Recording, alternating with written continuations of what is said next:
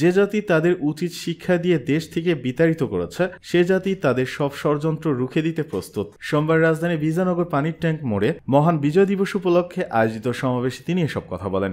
জামায়াতের আমির হুঁশিয়ারি দিয়ে বলেন, আগামীতে এদেশে কেউ তাবেদারি তৈরি করতে এলে ছাড় দেওয়া হবে না।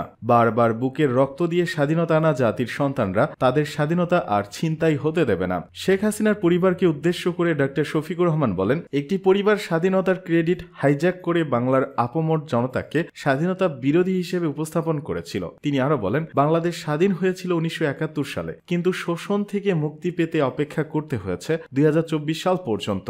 2024-এর স্বাধীনতা কেউ যেন হাইজ্যাক করে নিতে না পারে, এজন্য বাংলার 18 কোটি মানুষকে পাহারা দিতে হবে। জামায়াতের আমির বলেন, একজন নাগরিকও যেন ভোটার তালিকা থেকে বাদ না পড়েন, এজন্য সরকারকে উদ্যোগ নিতে হবে। সরকারকে সর্বোচ্চ নিরপেক্ষ ও স্বচ্ছতার মাধ্যমে নির্বাচন সম্পন্ন করতে হবে। জনগণ জামায়াতকে দেশ পরিচালনার দায়িত্ব দিলে দেশ বিগত দিনের মতো বিক্রি হবে না। এদিকে 16 ডিসেম্বরের বিজয়কে ভারতের ঐতিহাসিক বিজয় দাবি করলেন মোদি।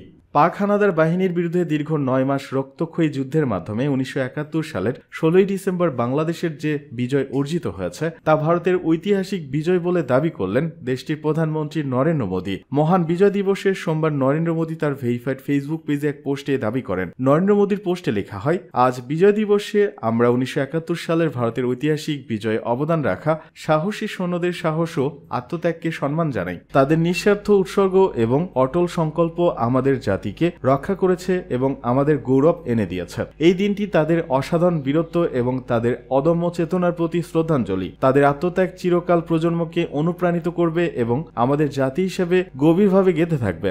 নরেন্দ্র মোদীর এই স্ট্যাটাসের প্রতিক্রিয়ায় বৈষম্য বিরোধী ছাত্র আন্দোলনের আহ্বায়ক হাসনাত আবদুল্লাহ তার ফেসবুক আইডিতে লিখেন, এটি বাংলাদেশের মুক্তিযুদ্ধ।